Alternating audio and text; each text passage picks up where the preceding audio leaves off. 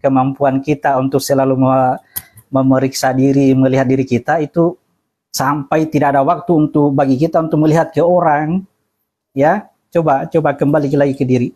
Ini semua bagian dari ukuran terhadap diri kita. Ketika kita melihat cara pandang kita kepada orang lain begini keadaannya, itu coba kembali ke diri. Oh, berarti masih banyak yang perlu diperbaiki pada diri kita. Bukan orang tadi yang mau diperbaiki, diri kita ini yang mau diperbaiki.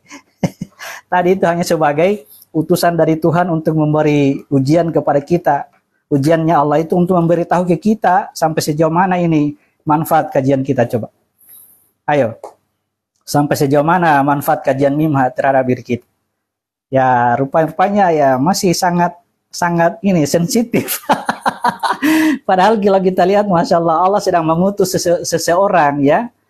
Allah sedang mengutus seseorang untuk ya menunjukkan kepada diri kita, ya, sampai sejauh mana kepahaman kita terhadap kajian kita, sampai sejauh mana praktek kita. Ya, jadi ini baru satu dari sekian banyak ujian yang akan Allah berikan kepada kita di sekeliling kita nanti, ya. Di sekeliling kita mungkin ada yang mengatakan kamu itu sesat, kamu itu salah belajar, kamu itu apa dan sebagainya. Sampai kita ya mungkin akan menghakimi atau apa. Tapi kalaupun seumpamanya masih menghakimi, itu menunjukkan bahwa kita belum keluar dari Mimha. Kita masih di wilayah gejolak, ya. Tauhid kita masih lemah, ya. Ini tauhid saja ini. La ilaha illallah, tiada Tuhan selain Allah, tidak ada kekuatan selain Allah, tidak ada apapun selain Dia, maka apapun yang terjadi adalah Dia. Apa yang kita lakukan terhadap Dia, gitu kan? Ya. Oke, jadi kadang-kadang ya kita perlu juga menghindari supaya tidak terjadi fitnah, ya, tidak keluar kata-kata kotor, ya, dari orang lain, ya. Maka kita, ya, kalau kita serahkan sepenuhnya ke Allah, biarlah kebijaksanaannya Allah itu yang mencerahkan kita, yang menguasai kita.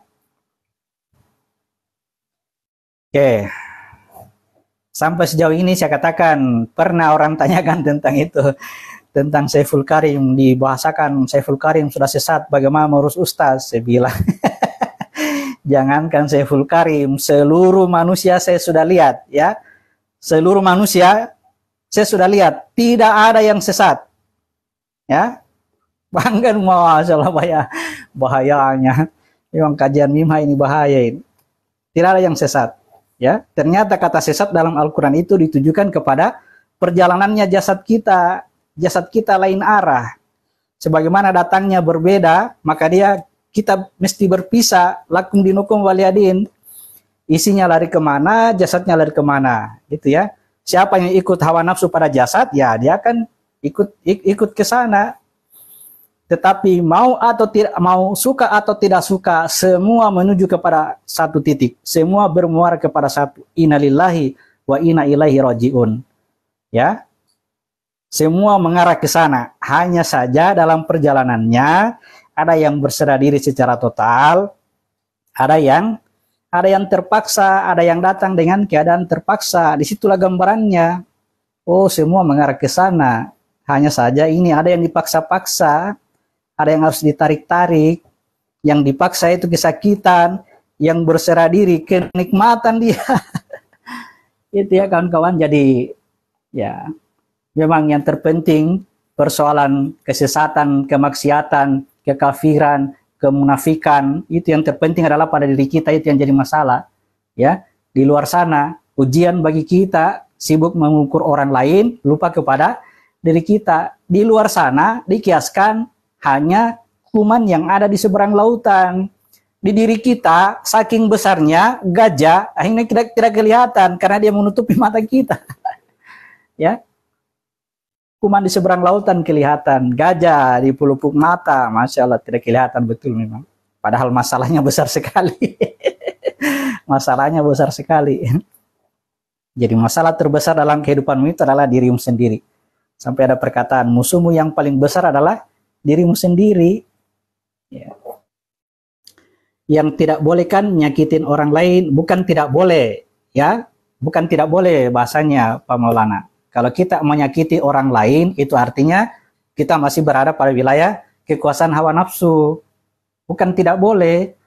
Artinya jangan membohongi diri kita dengan perkataan Tuhan ke Allah. Itu kita berbohong. Kenapa? Kita menyakiti orang, gitu kan? Bisa tidak?